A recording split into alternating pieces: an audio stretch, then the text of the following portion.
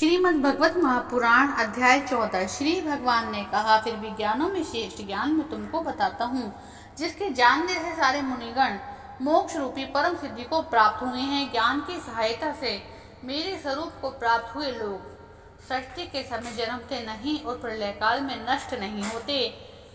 हे भारत, मेरी महत ब्रह्म रूप मूल प्रवृत्ति सभी भूतों की योनि है। मैं उसमें गर्भ को रखता हूँ और उसमें भूतों की उत्पत्ति होती है। सब योनियों में जो विभूतियाँ उत्पन्न होती हैं उनका उत्पत्ति स्थान प्रकृति है और मैं बीज देने वाला पिता हूँ। हे महाबाहो, प्रकृति से उत्पन्न सत्व रज और तम तीनों गुण देह में रहने वाले निर्विकार आत्मा को बांध लेते हैं। इसमें तत्व निर्मल होने के कारण प्रकाशक और निरुपद्रव है, जो प्राणों को सुख और ज्ञान के साथ बांधता है। रोगात्मक रजोगुण से तृष्णा आसक्ति उत्पन्न होती है, जो प्राणियों को कर्म के साथ बांधती है।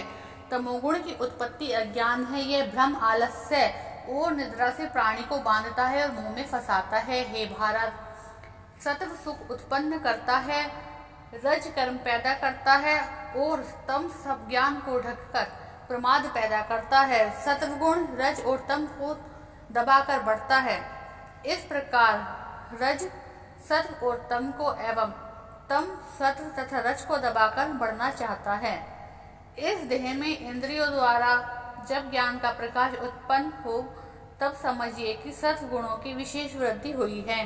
रजोगुण की वृद्धि से लोभ, कर्मों की प्रवृत्ति, कर्मों का आरंभ, अशांति और इच्छा उत्पन्न होती हैं।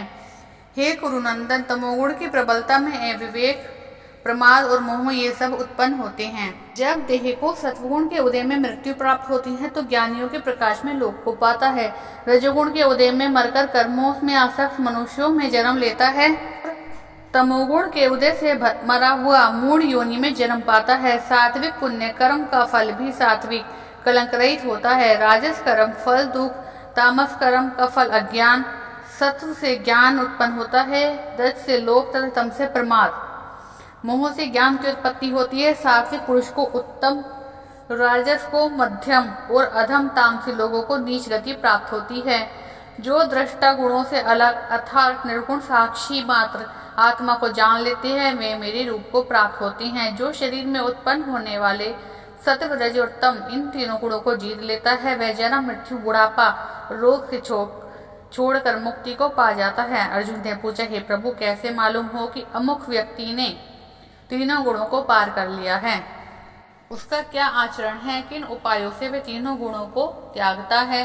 श्री भगवान बोले, हे पांडव, सत्व के प्रकाश, रज की प्रवृत्ति, तमोगुण के मोह से जो दुखित न हो, निवृत्ति होने में उसकी इच्छा न करे, उदासी मनुष्य के समान जिसको सुख दुख समान है और गुणों के कर्म होते ही रहते हैं, यह जानकर जो निश्चल रहता है और सुख दुख, मिट्टी पत्थर और स्वर्ण, प्रिय और अप्रिय, निंदा और स्तुति जिसको समान है, जिसने सभी बखेड़े त्याग दिए हैं, उसे गुणातीत कहते हैं। जो अनन्य भक्ति से मुझे पूछता है, वे तीनों गुणों को जीतकर ब्रह्म भाव पाता है, क्योंकि ब्रह्म का विकार रहित मोक्ष का सनातन धर्म और अखंड सुख का भंडार मैं हूँ।